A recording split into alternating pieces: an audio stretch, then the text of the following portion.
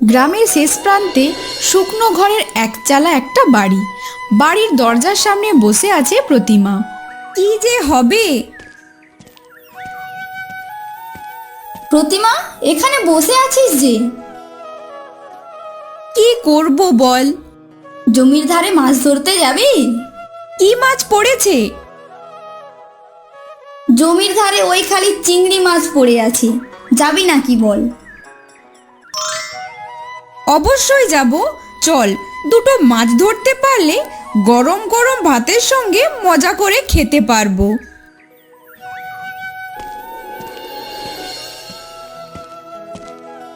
বেশ ভালোই মাছ পেয়েছি, এই মাছ দিয়ে ভাত খেতে দারুণ লাগবে।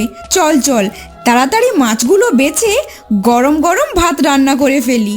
আগে কত ভালো জীবন ছিল, হায় ভগবান, কবে যে আবার সেই দিনগুলো ফিরে আসবে কে জানে।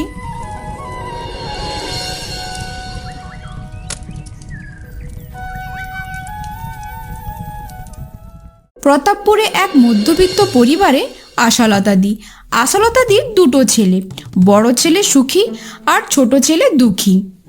আজ তাদের বাড়িতে সকাল থেকে লেগেছে জায়গা সম্পত্তি নিয়ে বিবাদ। কেন মা, দুটো সমান ভাগ হবে কেন? বাবার যা সম্পত্তি সব আমার একার পাওয়ার কথা।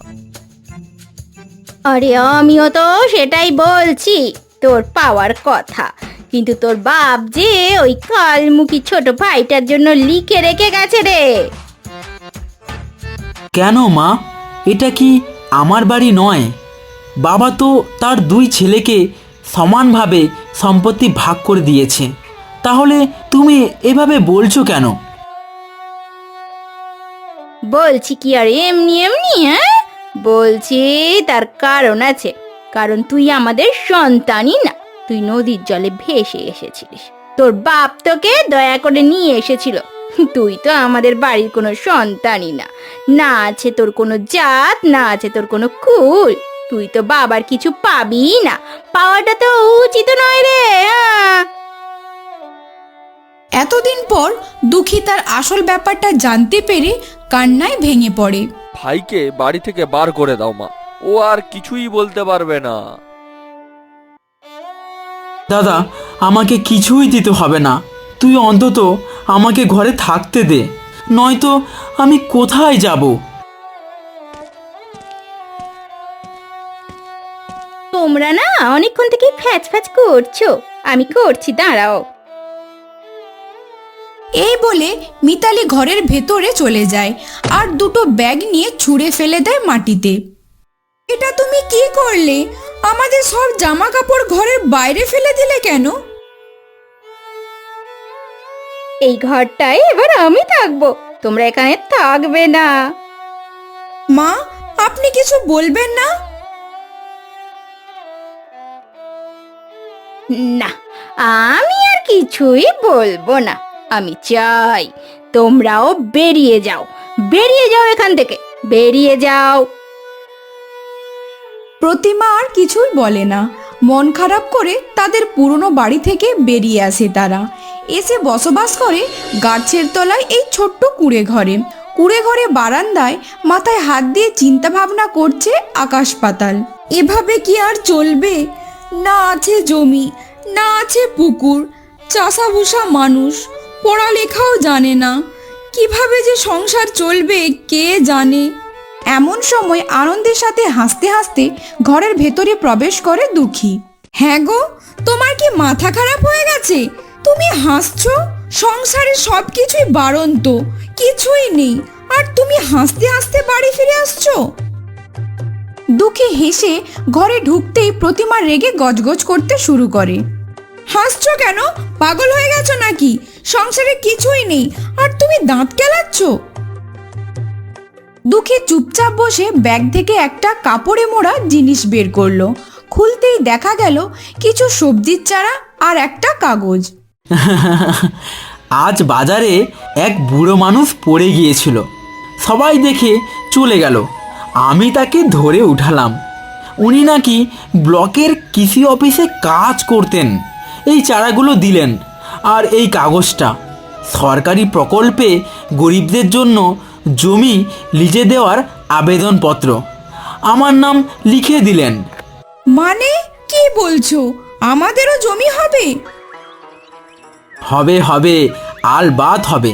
ভগবান যখন একটা দরজা বন্ধ করে ভাববে 10টা দরজা খুলে দেয়। যেদিন মানুষ সব হারায় সেদিনই সে নতুন করে সব পাওয়ার আশায় শুরু করে কাজ।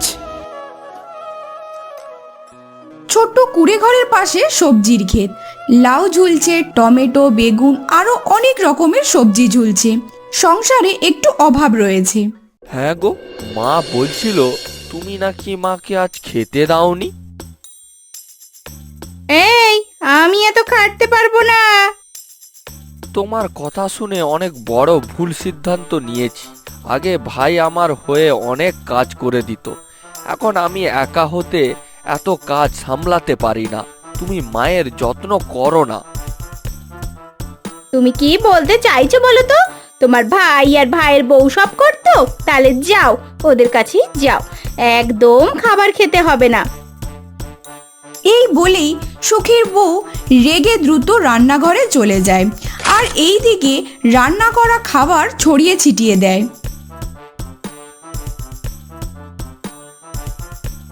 আরে বারে বৌমা, কি করছো কি করছো? এসব কি করছো? জ্বালাতন রে বাবা, হায় হায় হায়, কি জ্বালাতন কি জ্বালাতন। আপনাকে আর অত নেকা কান্না কাঁদতে হবে না। এই বলেই ঘরের ভেতরে চলে যায়। এইদিকে সুখী আর তার মা অবাক হয়ে তাকিয়ে থাকে।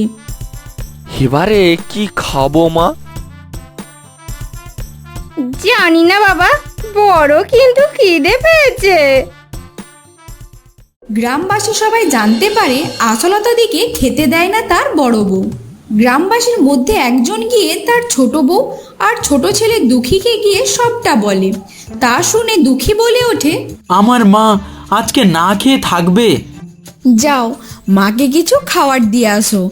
এই নাও গরম ভাত আর চিংড়ি মাছ। হয়েছে হয়েছে, অনেক হয়েছে, এখন যাও দিকি।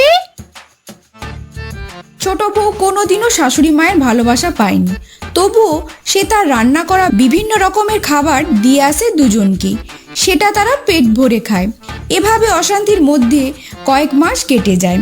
সুখী জুয়া খেলে সমস্ত কিছু হারায়। একদিন সুখী লুকিয়ে এসে দাঁড়ায় ক্ষেতের পাশে। দুঃখী তাকে দেখে এগিয়ে যায়।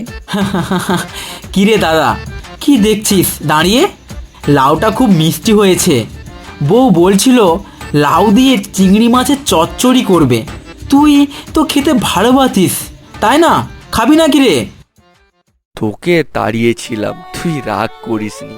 তুই আবার আমাকে দেখে চিংড়ি মাছের চচ্চড়ি খাওয়াতে চাইছিস।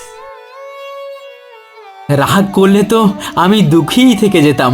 ক্ষমা করলাম বলেই আজ আমি সুখী। একটু শক্ত হতে হয় দাদা, শুধু নরম হলে চলে না। নরমের মাঝেও সামান্য শক্ত থাকাটা জরুরি। যেমন ধরো লাউ দিয়ে চিংড়ি মাছ রান্না করলে লাউগুলো পুরো নরম হয়ে মাখনের মতো হয়ে যায়, কিন্তু চিংড়ি মাছটা একটু শক্তই থাকে। তাই জন্য রান্নার আসল স্বাদ ফুটে ওঠে। আমি তো বুঝলাম না বোন। বোন যখন বলেছে, একটা কথা বলছি শুনুন। কাছে আসুন, কানে কানে বলছি।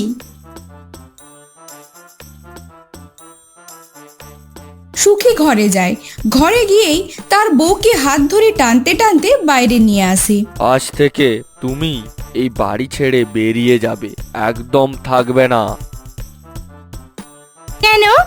আমি আবার কি করলাম? আমি সব হারিয়েছি।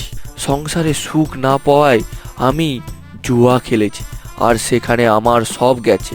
আমি নিঃস্ব হয়ে গেছি। তুমি চলে যাও তোমার বাড়িতে। না না, এভাবে বলবে না। আমি নিজেকে শুধরে নেব, শুধরে নেব। সে তো 2 দিনের 3 দিনের দিন তুমি আবার খারাপ ব্যবহার করবে।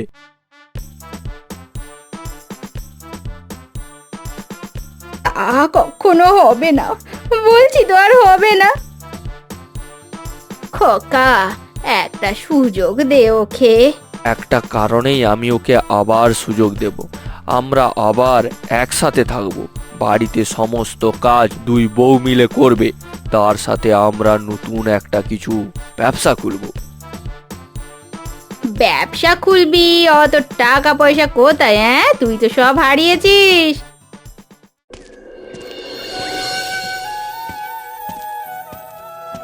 সব কোথায় হারিয়েছে? আমার তো জায়গা জমি আছে, দুই ভাই মিলে ব্যবসা করব, জমি কিনবো। আমি তো আলাদা নই দাদা, আমার কিছুটা সম্পত্তি আর তোর কিছুটা সম্পত্তি। প্রতিবেশীদের মধ্যে বিভাজন আমার ভালো লাগে না। আমার খুব আনন্দ হচ্ছে, তবে আমাকে কিন্তু চিংড়ি মাছের বিভিন্ন পদ রান্না করে খাওয়াতে হবে প্রতিমাদি। অনেকক্ষণ থেকেই দাঁড়িয়ে দাঁড়িয়ে কথা বলছো, এই নাও, চলো চলো, খাবে চলো। আজকে চিংড়ি মাছ আর লাউ চচ্চড়ি বানিয়েছি, গরম গরম ভাতের সাথে খাবে চলো।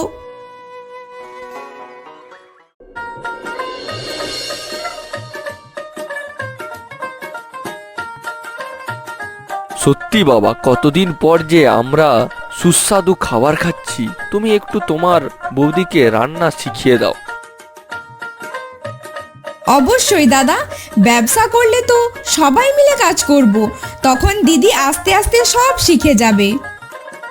সত্যি, আমি যে কতদিন পর এত সুন্দর খাবার খাচ্ছি। একসাথে সবাই মিলেমিশে থাকলে সব কিছুই সম্ভব। মন দিয়ে কাজ করলে আমি অনেক রকমের খাবার তৈরি করতে পারবো। সত্যি, আমি অনেক বড় ভুল করে পেরেছিলাম। সংসারটা আলাদা করে ফেলেছিলাম, তার ফলে আমাদেরই ক্ষতি হয়েছে। আজ আবার সবাই একসাথে বসে আনন্দ করে খাচ্ছে, দেখে কতই না আনন্দ হচ্ছে। কিন্তু আমার একটাই বিষয় জানার আছে, আমি আসলে কোন ব্যবসা করব? আমরা একটা হোটেল খুলব, গরম গরম ভাতের হোটেল, সঙ্গে থাকবে বিভিন্ন পদ, লাউ চিংড়ি, লাউ চচ্চড়ি, সব মিলিয়ে পুরো জমজমাট হয়ে যাবে। কি বলুন মা? সবাই একসঙ্গে হো হো করে হেসে ওঠে। একসাথে থাকলেই পরিবারে আসে সত্যিকারের আনন্দ ও মজা, আর বিপদের সময় একে অপরের পাশে সর্বদা থাকা যায়।